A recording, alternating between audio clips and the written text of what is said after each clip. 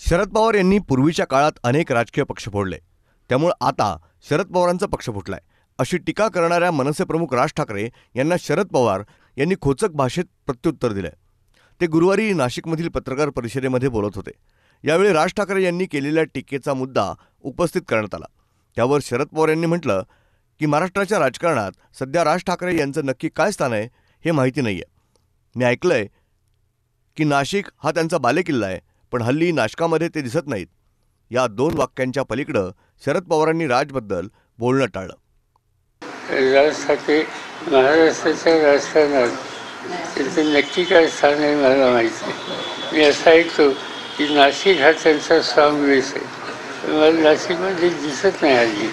मौज मजा मस्ती मध्ये रमते मन, निसर्गात नंदनवन साई बन। मौज मजा मस्ती मध्ये रमते मन, निसर्गात नंदनवन साई बन, साई बन। सुटीचा आनंद लुटू झाडी हिरवीगार, प्राणी पक्षी कारंजे धबधब्यांची धार। ला ला ला ला ला ला ला ला ला ला ला ला ला ला। निसर्गात नंदनवन साई बन, साई बन। टेन्शन पासून राहू दूर, आनंद घेऊ पुरेपूर। अल्पावधीत लोकप्रिय झालेलं पर्यटन स्थळ साई बन।